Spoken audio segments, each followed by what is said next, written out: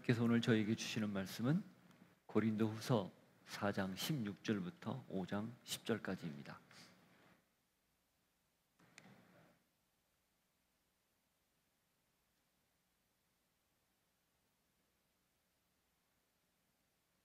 같이 읽겠습니다. 그러므로 우리가 낙심하지 아니하노니 우리의 겉사람은 낡아지나 우리의 속사람은 날로 새로워지는도다. 우리가 잠시 받는 환난에 경한 것이 지극히 크고 영원한 영광에 중한 것을 우리에게 이루게 함이니 우리가 주목하는 것은 보이는 것이 아니요 보이지 않는 것이니 보이는 것은 잠깐이요 보이지 않는 것은 영원함이라. 만일 땅에 있는 우리의 장막집이 무너지면 하나님께서 지으신 집 곧 손으로 지은 것이 아니요 하늘에 있는 영원한 집이 우리에게 있는 줄 아느니라. 참으로 우리가 여기 있어 탄식하며 하늘로부터 오는 우리 처소로 덧입기를 간절히 사모하노라. 이렇게 입음은 우리가 벗은 자들로 발견되지 않으려 함이라.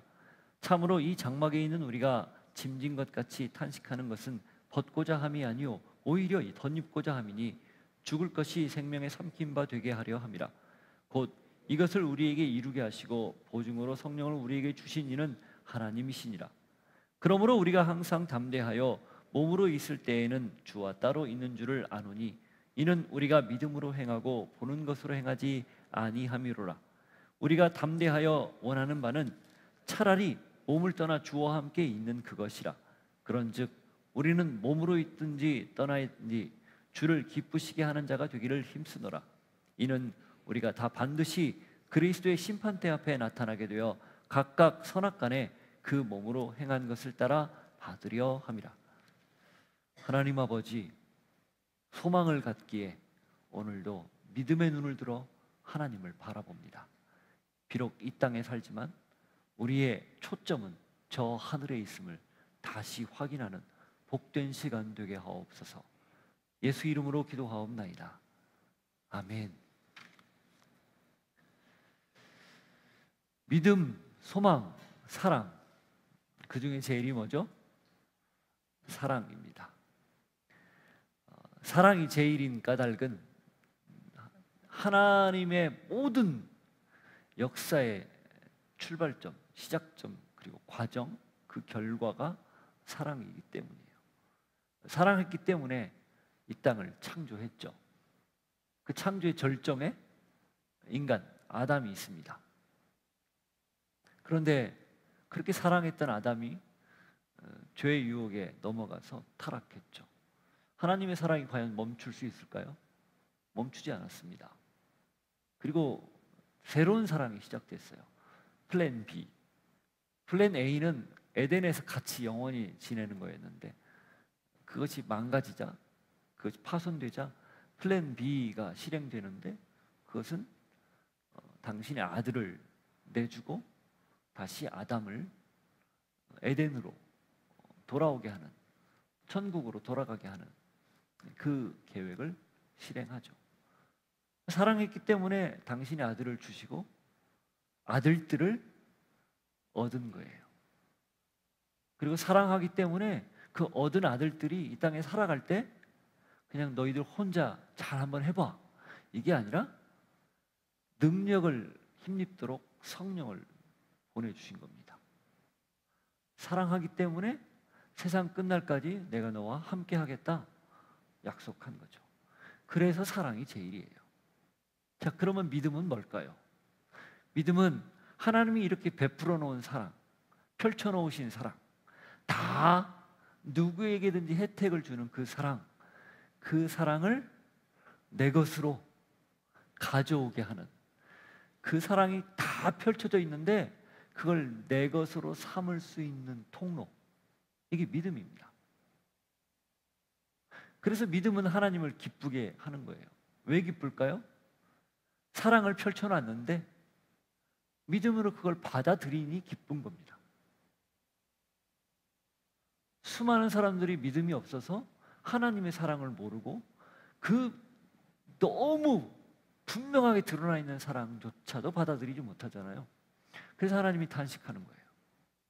근데 믿음이 있으면 그 사랑을 받아들여서 하나님의 사랑의 그 진정성에 빠져들기 때문에 기뻐하시는 거예요. 또 그렇게 다른 사람들에게 하나님의 사랑을 믿음으로 소개하는 것, 다른 표현으로 전도죠. 그래서 하나님이 그걸 기뻐하는 겁니다. 자, 그러면 소망은 뭘까요? 소망. 자, 사랑 이야기했고 믿음 이야기했습니다. 마지막 하나 남았죠. 소망이죠. 소망은 뭘까요? 이 하나님이 펼쳐놓은 사랑을 믿음으로 받아들여서 결과적으로는 하나님의 원래 가지고 있었던 디자인, 오리지널 디자인이죠. 원형, 그것을 되찾을 것이라는 기대, 이게 소망이에요. 다시 말하면 믿음으로 사랑을 받아들여 그 사랑이 최종적으로 다시 오리지널을 회복할 것이라는 기대를 갖는 것, 이게 소망입니다. 그래서 어떤 학자는 바울의 이 성경에서 믿음, 소망, 사랑, 제일은 그 중에 제일은 사랑이다라고 얘기했는데, 바울 서신서 13권을 다 면밀히 조사해 보니, 정말 열심히 공부해 보니 핵심이 소망이더라는 거예요. 어떤 소망? 그 영원한 사랑을 되찾을 것을 기대하는 소망. 다른 표현으로 천국 소망이죠. 부활 소망이죠. 그래서 그렇게 역설하는 학자도 있습니다. 일면 상당히 설득력이 있어요. 그래서 저는 그렇게 늘 여러분한테 소개했던 적이 있습니다. 믿음은 하나님이 우리에게 베풀어 주신 사랑을 가져오는, 어떻게 보면 과거에 가져오는, 그리고 현재를, 과거와 현재를 잇는 다리 역할을 합니다. 사랑은 현재를 살아가는 방식이에요. 그렇죠? 우리가 어떻게 삽니까? 사랑하며 살죠. 믿음은 미래를 현재로 가져오는, 소망은 미래를 현재로 가져오는 통로예요. 그래서 믿음, 소망, 사랑이 과거, 현재, 미래가 다 그 안에 담겨 있는 거죠. 바울이 지난 시간에 사도에 대한 이야기를, 사도는 무엇인가에 대해서 이야기를 했습니다. 첫 번째로는 정체성에 관한 이야기를 했죠. 하나님의 언약, 새로운 언약을 맡은 일꾼이다. 그게 사도다. 그리고 그게 지지난주였고, 지난주에는 그 사도는 어떤 역할을 해야 되는가?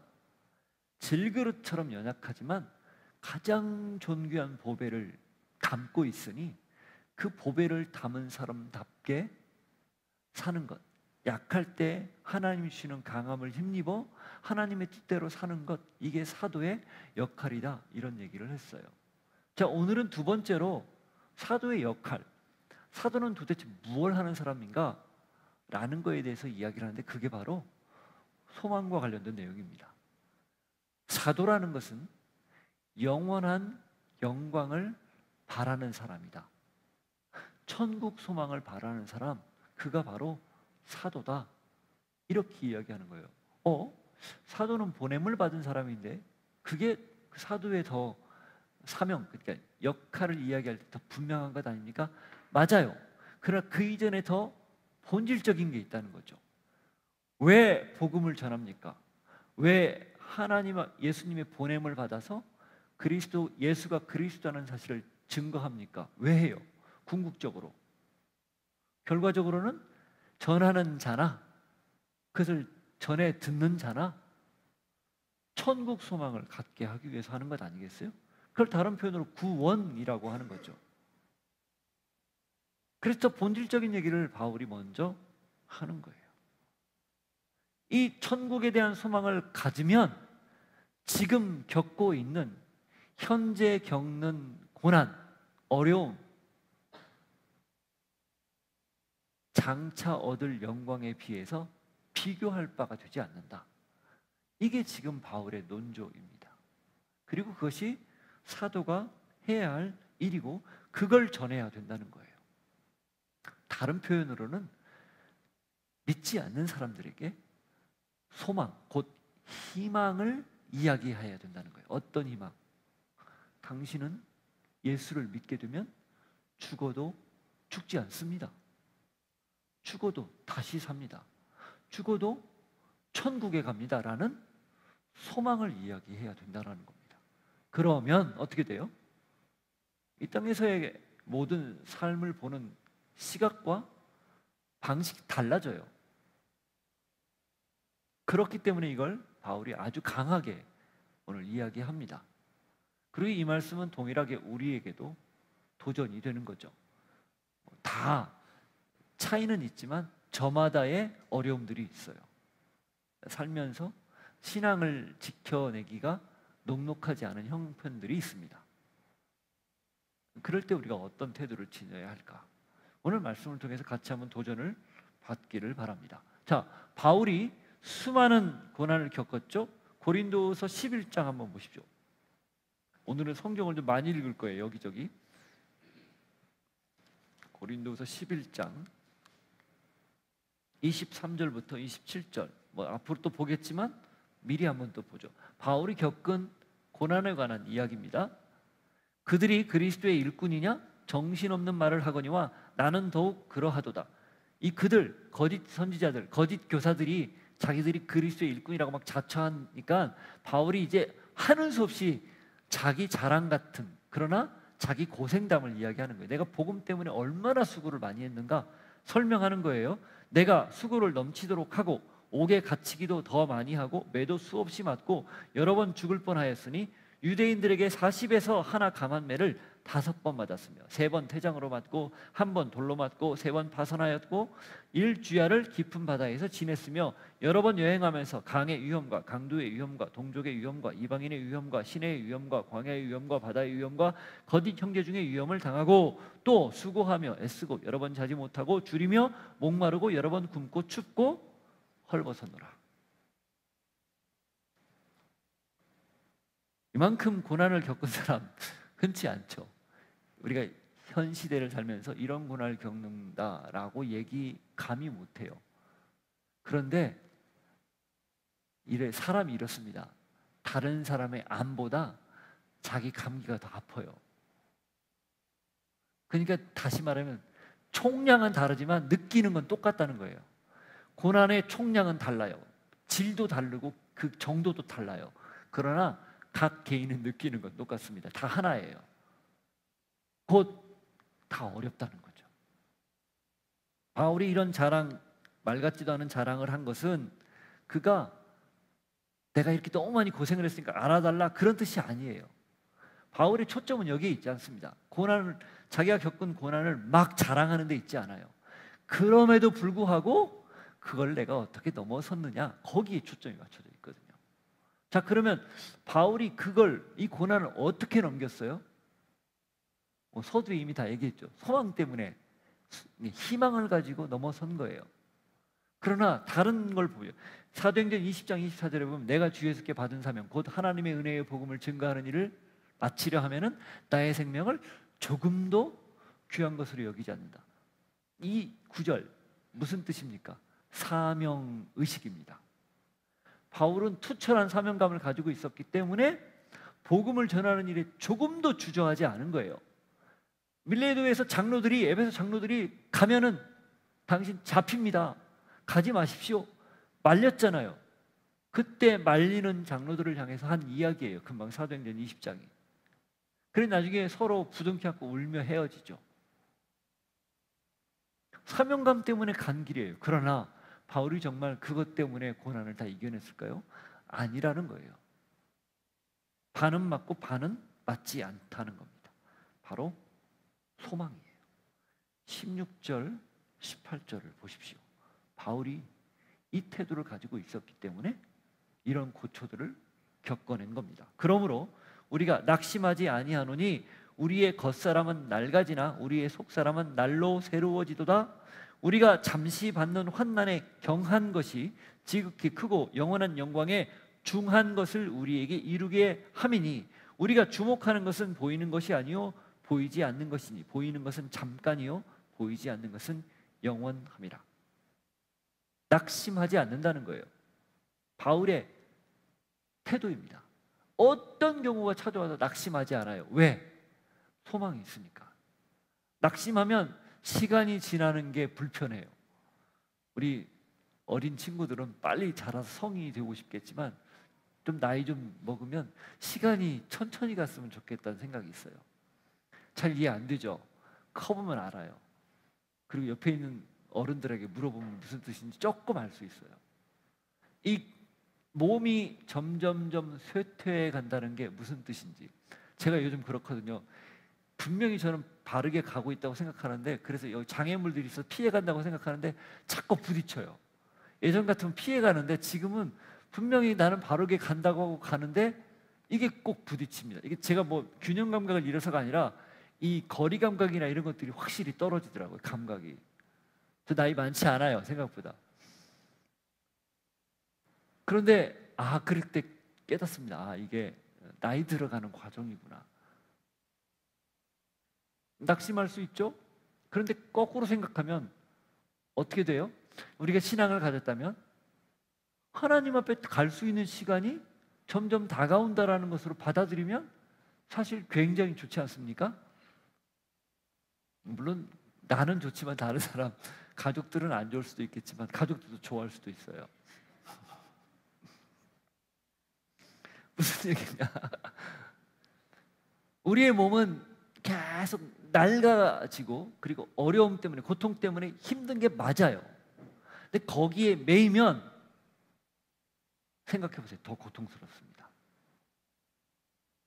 그래서 바울이 그래서 날마다 자기는 낡아지지만 자기의 속사람, 뭐예요? 영은 새로워진다. 이 표현을 쓴 겁니다. 신앙이 세월이 지날수록 하나님과의 관계에서 더 깊어지고 단단해지기 때문에 그 속사람은 더 날마다 아름다워지는 거예요. 깨끗해지는 거고 새로워지는 거죠. 이 고백을 하는 거예요. 왜 그래요? 소망. 더 좋은 영광, 영원한 영광을 바라기 때문에 이 고백을 할 수 있는 거예요. 그래서 이런 표현을 쓴 거예요. 환난에 경한 것이, 가벼운 것, 그런 표현이죠. 환난이 우리가 느끼기엔 너무 무겁지만 소망을 가지고 오면 그것이 앞으로 장차 얻게 될 영광의 그 무게, 크기, 이것에 비해서 아무것도 아니라는 거예요. 이런 마음이 있으니까 이 고초를 겪어도 넘어서는 겁니다. 갈등이 있어도 넘어서는 거예요. 그래서 그가 바라보는 건 뭡니까? 보이는 것이 아니에요. 보이지 않는 것, 보여서 참 유한한 것들, 우리 눈에 보이는 이 유한한 존재들에게 초점을 맞추지 않고 보이지 않지만 실제하는 하나님, 그 하나님에게 초점을 맞추고 영원한 것을 소망하는 거죠. 이 16절부터 18절이 바울이 살아가는 태도를 아주 분명하게 보여주는 짧은 구절입니다. 저는 여러분에게 그렇게 도전해요. 이 16절부터 18절을 많이 읽어서 외우십시오.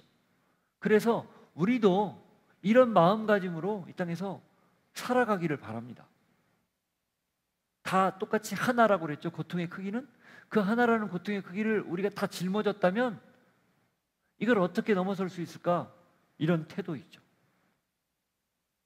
영원한 영광을 바라기에 하나님께서 주시는 그 영광의 크기가 너무 크고 귀하다는 걸 알기에 이 땅에서 겪는 것들을 넘어설 수 있는 용기, 믿음,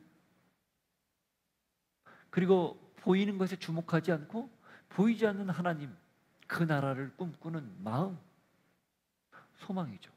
그걸 가지고 살 수 있기를 바랍니다. 그러면 그전에는 그렇게 커 보이던, 그래서 나를 압도하듯 다가오는 그 어려움들이 참 희한합니다. 작게 보일 거예요. 그 크기는 안 바뀌었어요. 똑같아요. 그래서 내가 보는 눈이 바뀌었기 때문에 그게 갑자기 작게 보이는 거예요. 현실은 하나도 안 바뀝니다. 그런데 내가 믿음 안에서 그걸 받아들이는 내가 바뀌었기 때문에 현실이 달리 보이는 거예요. 그게 영원한 영광을 바라는 태도, 모습입니다. 그런 복이, 그런 모습이 여러분에게 있기를 바라요. 로마서 8장 18절 한번 읽어보시죠.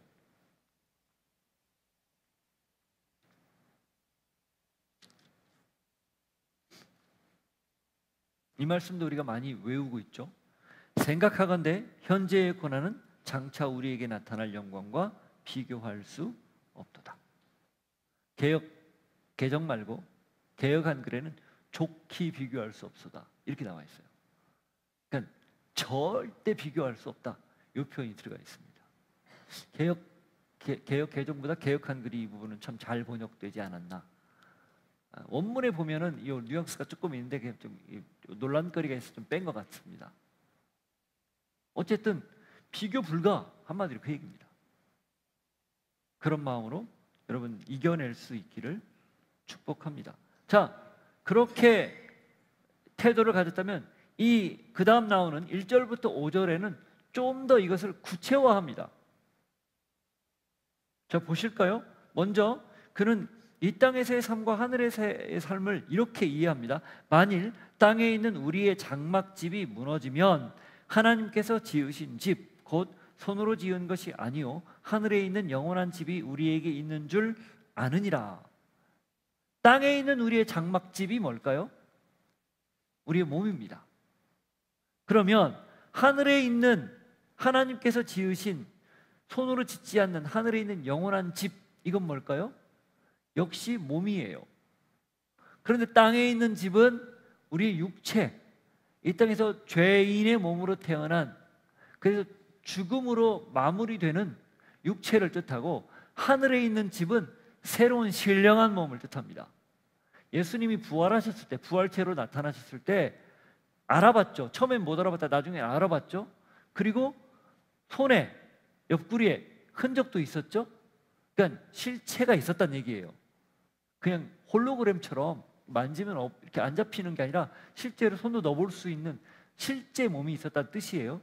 그런데 그 몸이 어떻게 되죠? 어떻게 했죠? 문이 닫혀 있는데 쓱 들어왔어요. 우리의 3차원 이성으로는 이해 불가의 형태입니다. 그걸 막 과학적으로 규명하려고 하지 마세요. 그냥 부활한 몸은 실체인데 시공의 제한을 안 받는구나, 그렇게 딱 생각하시면 됩니다. 그런 몸이 신령한 몸이에요. 그래서 우리가 그런 몸이 될 거라는 거예요. 바울의 정확한 내세관입니다. 죽음은 피할 수 없다. 그러나 죽음은 죽음이 끝이 아니다. 사람들은 죽음을 마지막이라고 생각해요. I'm dead. 난 죽는다. 난 죽었다. 죽은 사람이 그렇게 말할 수 있나? 그렇게 해서 끝이라고 생각하는데 아닙니다. 성경은 죽음이 새로운 시작이라고 말합니다. 우리가 장례식에 가면 자주 듣잖아요. 그래서 왜 조금 생각을 하면서 우리가 천국 발인 예배라고 안 하고 천국 환송 예배라고 하는가? Say goodbye 하는 거예요.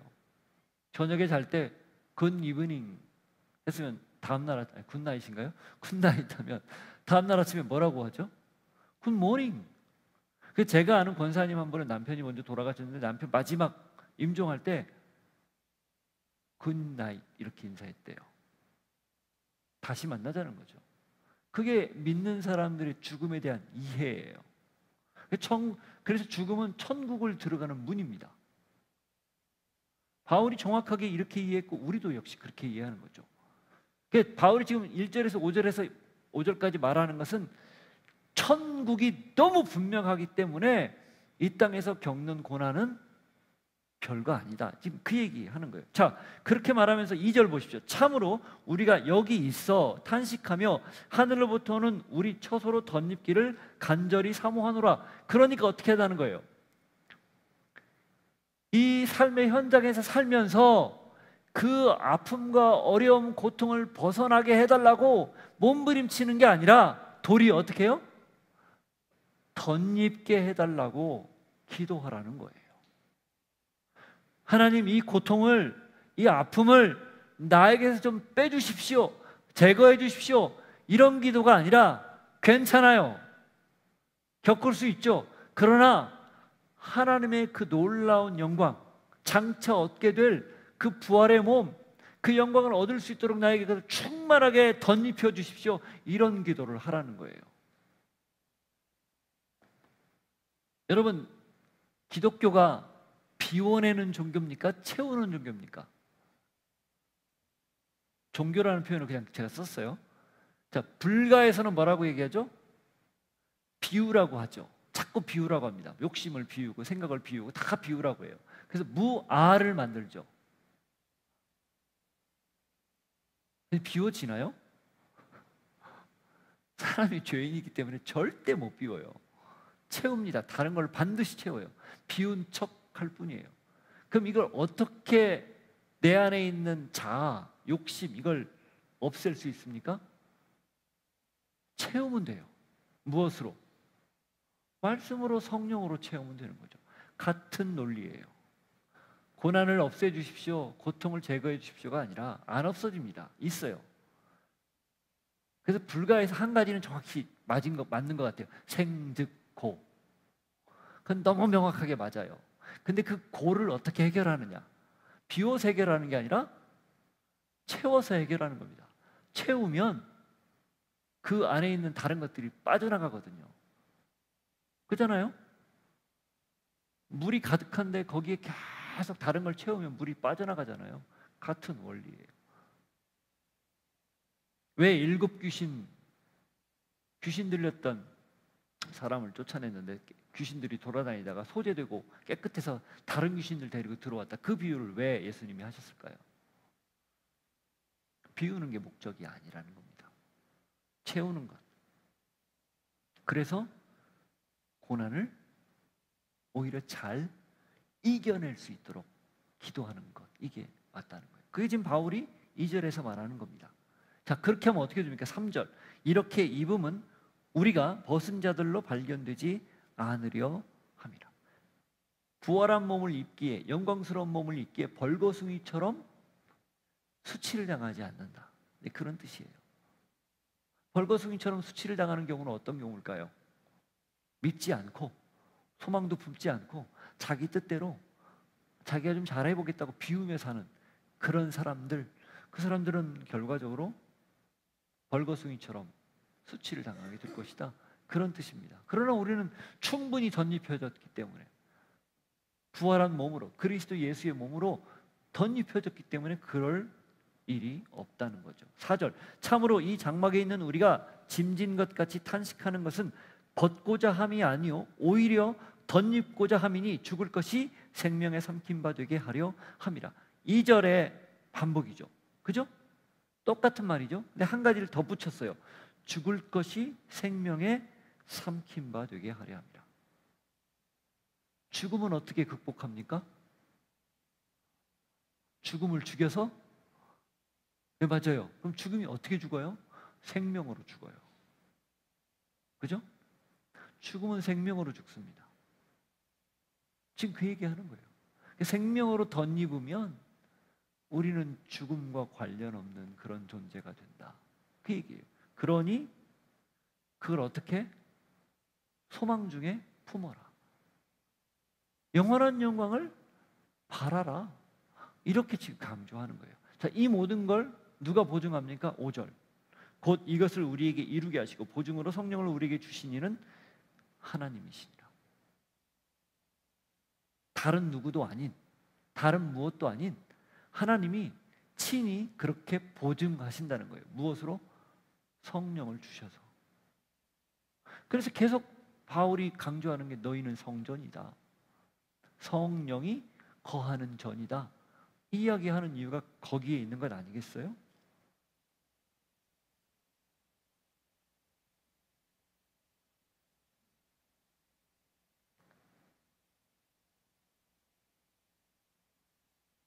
사도 요한이 요한계시록 21장 1절에서 4절에 보면 천국에서 일어날 일들에 대해서 이렇게 기록을 합니다. 보시죠.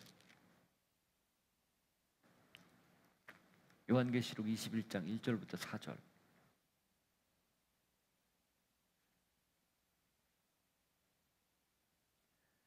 또 내가 새 하늘과 새 땅을 보니 처음 하늘과 처음 땅이 없어졌고 바다도 다시 있지 않더라. 또 내가 보매 거룩한 성 새 예루살렘이 하나님께로부터 하늘에서 내려오니 그 준비한 것이 신부가 남편을 위하여 단장한 것 같더라. 내가 들으니 보좌에서 큰 음성이 나서 이르되 보라 하나님의 장막이 사람들과 함께 있음에 하나님이 그들과 함께 계시리니 그들은 하나님의 백성이 되고 하나님은 친히 그들과 함께 계셔서 모든 눈물을 그 눈에서 닦아주시니 다시는 사망이 없고 애통하는 것이나 곡하는 것이나 아픈 것이 다시 있지 아니하리니 처음 것들이 다 지나갔음이로라. 이게 천국에서의 모습이에요. 이게 그냥 단지 사도 요한이 환상으로만 본 것일까요? 실제입니다. 천국은 우리의 머릿속에 있는 이미지 속에 있는 그냥 환상 속에 있는 게 아니라는 거예요. 실제라는 거예요. 하도 요한 당시 AD 90년경인데 90년대에 너무 극심한 핍박을 받고 교인들이, 성도들이, 배교하는 자들이 속출하고 자꾸 그 핍박 때문에 어려움을 겪으니까 하나님이 요한을 통해서 소망을 준 거예요. 그 핍박당하는 성도들에게 이걸 보여주어라, 이 환상을 가르쳐 주어라. 그래서 어려움을 겪고 핍박을 당해서 음녀가 와서 계속해서 고난을 주지만 끝까지 소망 중에 견디는 사람은 마지막 실제하는 천국, 이런 모습을 가진 천국에 당당하게 들어가게 될 것이다. 그러니 절대 신앙을 놓지 마라. 그 이유 때문에 요한계시록을 하나님이 주신 거예요.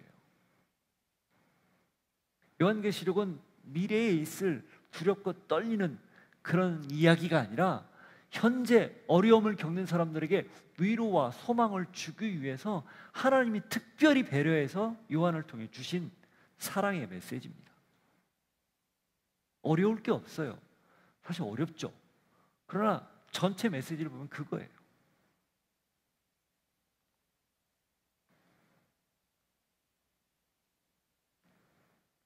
그래서 소망이라는 것은 지금 이 땅에 있는 우리를 장차 하늘나라로 끌어가는, 견인하는 하나님의 방법이에요. 어떻게? 믿음으로. 어떻게? 사랑하면서. 그래서 믿음, 소망, 사랑이 다 연결되어 있는 겁니다. 그렇게 이 땅에서 어떻게 살아야 됩니까? 6절, 7절 보십시오. 그러므로 우리가 항상 담대하여 몸으로 있을 때에는 주와 따로 있는 줄을 아노니 이는 우리가 믿음으로 행하고 보는 것으로 행하지 아니함이로라. 담대하게 살아야 된다는 거예요. 소망이 있으니까, 홀로 내버려 두지 않으시니까, 내 안에 성령이 계시니까. 그런데 거기 보면 몸으로 있을 때에는 어떻게? 주와 따로 있는 줄을 안다. 이게 무슨 뜻일까요? 성령이 내 안에 들어와서 연합해 있지만 주님과의 완전한 연합은 아니잖아요. 그런 뜻이에요.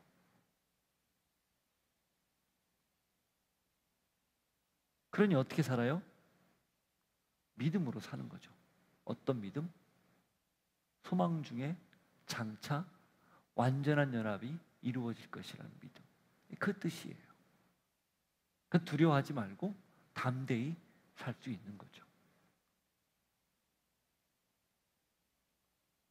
그러면서 바울이 8절에 이렇게 고백합니다. 우리가 담대하여 원하는 바는 차라리 몸을 떠나 주와 함께 있는 그것이라.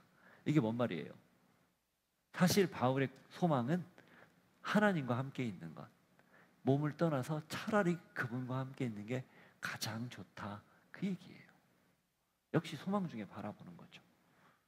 주님과 함께 지내는 것, 함께 있는 것, 그것이 가장 꿈꾸는 것이다. 자, 그렇다면 이 땅에서 살면서 그날을 꿈꾸기에 대충 살아야 될까요? 절대 아닙니다. 우리가 얼마 전에 데살로니가 전서 후서 아침에 묵상하면서 봤죠. 그 전서와 후서를 바울이 쓴 목적이 뭐죠? 임박한 종말론 때문에 이 땅에서 삶을 대충 사는 거예요. 뭐 곧 있으면 마지막 때가 올 건데 뭐 그렇게 열심히 살 거 있습니까? 그날만 준비하고 살면 되지. 그러다 보니 일도 안 하고 밥벌이도 안 하고 이러고 사는 거죠. 그 교회가 질서가 살살 무너지기 시작하는 거죠. 그 바울이 정확하게 이야기하는 겁니다. 그날과 그때는 모른다. 도적처럼 임한다. 도적이 예고하고 옵니까? 내가 맨날 메시지 갈 테니까 준비 잘해둬. 뚫리는지 막는지 한번 해볼까? 이러고 옵니까? 아니거든요. 천하의 도둑들도 그렇게는 안 와요. 몰래 오죠. 그러니 어떻게 하라는 거예요? 깨어서 기다리라는 거예요. 그래야 그날을 맞이할 때 당하지 않는다는 거죠. 그게 예수님이 말씀하신 마태복음 25장의 비유예요. 열처녀 비유, 이른 드라크마 비유, 아니죠. 열처녀 비유, 그다음에 양과 염소의 비유, 또 하나가 뭐죠? 달란트 비유. 이 세 가지 핵심이 마지막 때가 언제일지 모르니까 깨어서 있어라. 특히 달란트 비유는 뭐예요? 마지막 때가 언제 올지 모르니까 너에게 주어진 시간, 재능, 재화 이런 것들을 최선을 다해서 잘 꾸려가라. 그 뜻 아닙니까? 그리고 어떻게 살아라? 양과 염소의 비유를 통해서 누구를 보든지 주님 섬기듯 깍듯이 섬겨라. 그게 마지막 때를 살아가는 삶의 태도라는 거 아니겠어요? 자, 떠나 있는 것이 더 내가 바라는 바다라고 이야기하고 바울이 대충 살았느냐? 아니라는 거예요. 데살로니가전서는 이미 썼습니다. 고린도 후서 쓰기 전에 제일 먼저 쓰여진 편지가 데살로니가서거든요. 그러니까 이미 그렇게 얘기했다는 것은 바울이 살고 있다는 뜻이에요. 최선을 다해서 현실에서 열심히 살고 있다는 뜻이에요. 그럼에도 불구하고 그의 머릿속에는, 마음속에는, 중심에는 뭐가 있다는 거예요? 저 하늘나라, 영원한 영광을 바라는 그 꿈을 가지고 있었다는 거예요. 이 두 가지가 기가 막히게 밸런스를 맞춰서 가고 있다는 거죠. 그게 건강한 신앙이에요. 이 땅에만 몰두해서 사는 것 아니라 또 저 하늘만 바라보고 이 땅은 등한히하고 건달, 하늘 건자에 이를 달자 발이 둥둥 떠다니는 그런 모습으로 사는 게 아니라 최선을 다해서 현실에서 열심히, 그러나 하늘을 바라보며. 그래서 여러분, 하나님이 우리에게 사지를 주셨는데 이 사지가 우리가 살아가는 방식을 정확하게 표현해요. 발은 땅에 들이죠. 땅을 떠나서 우리가 살 수 없어요. 이 현실에 정확하게 내려서 뿌리 내리고 살라, 그 뜻이에요. 손은 여러 군데를 만지죠. 해야 할 일들을 하죠.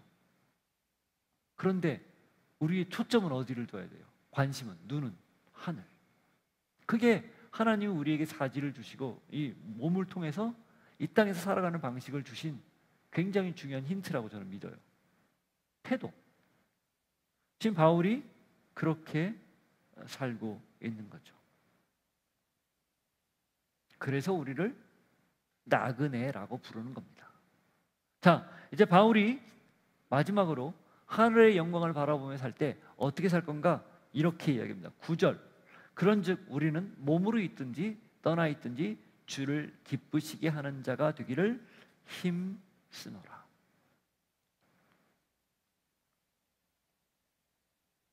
어떻게 살든지 주를 기쁘게 하는 삶을 살아야 된다는 겁니다. 육체에 거하면서 이 땅에서 살든지 아니면 저 하늘나라에 가든지 상관없이 늘 하나님을 기쁘시게 하는 모습으로 살아야 된다. 다른 표현으로 뭘까요? 솔리 데오 글로리아. 그런즉 먹든지 마시든지 무엇을 하든지 다 하나님의 영광을 위하여 하라. 그게 고린도 전서에서는 그렇게 표현했다면 고린도 후서에서는 하나님을 기쁘시게 하는 삶을 살아라, 이렇게 표현한 겁니다. 하나님을 기쁘게, 사람을 기쁘게, 하나님을 사랑하고 이웃을 사랑하고.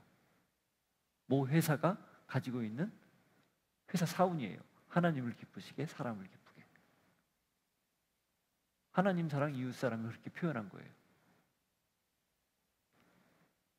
왜 그래요? 10절 보세요. 이는 우리가 다 반드시 그리스도의 심판대 앞에 나타나게 되어 각각 선악간에 그 몸으로 행한 것을 따라 받으려 함이라. 마지막 심판 자리가 있기 때문에 그렇다는 거예요. 자, 그러면 심판 자리가 있기 때문에 그걸 염두에 두고 이 땅에서 하나님을 기쁘시게, 하나님께 영광을 돌리는 삶을 살아야 되는가? 맞아요. 그런데 그건 약간 소극적인 의미예요. 하나님이 주신 계명이 있는데 그 계명을 하나님이 두려워서 지키는 것과 하나님을 사랑해서 지키는 것과의 차이 같습니다. 심판대 앞에 선다라는 의식은 굉장히 중요해요. 왜? 마지막에 선악간에 우리가 행한 일 모두를 다 하나님이 판단하실 것이기 때문에 그 의식은 너무 중요합니다. 근데 거기에 매이면 부자연스러워져요. 묶이면 왠지 하나하나 전부 물어보고 해야 될 것 같아요. 그렇지 않아요? 이거 해도 될까요? 말해. 하면 안 될까요? 그게 건강한 관계는 아니잖아요. 제가 말하는 걸 잘 알아들어야 돼요. 묻지 말라는 게 아니에요. 물어야 되는데 너무 거기에 매이다 보면 나도 모르게 율법에 매이는 사람, 바리새인들이 그래서 나왔거든요. 굉장히 중요한 겁니다. 근데 하나님을 사랑하면 어때요? 아이가 부모의 사랑을 많이 받으면, 부모가 자기를 사랑하는 걸 알면 자기도 부모를 지극히 사랑하고 지극히 신뢰하면 어떻게 해요? 막 합니다. 하고 싶은 대로 해요. 실수도 하고 넘어지기도 하는데 그래도 막 해요. 건강한 아이, 사랑을 많이 받고 자란 아이들은요 거침이 없어요. 근데 너무 엄격하게 자라면 아이들이 늘 이렇게 눈치 보고 그러더라고요. 제가 그런 유형이에요. 너무 우리 어머니 지금 보고 계시는데 우리 어머니가 너무 엄격하게 어릴 때 해가지고 사실 눈치를 많이 보는 유형이었어요. 지금은 괜찮아요.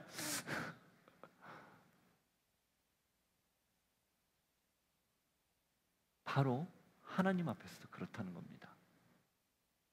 우리가 기억해야 될 것은 분명한 하나님의 심판대가 있다. 그러나 그 이전에 우리가 하나님의 사랑을 입었고 우리 또한 하나님을 사랑하기 때문에 즐겁게 자유롭게 그분을 기쁘시게 하는 데 초점을 맞추고 자발적으로 내가 좋아서 하나님 뜻대로 사는 것, 그것이죠. 그게 이 땅에서 살아가는 방식이라는 거예요. 영원한 영광을 꿈꾸며 바라며 사는 모습이라는 겁니다. 그래서 신앙에는 진짜 기쁨과 자유함이 따릅니다. 의무감과 책임감 때문에 하는 게 아니라 하나님이 주시는 기쁨과 자유함으로, 그런 복이 여러분에게 있기를 바라요.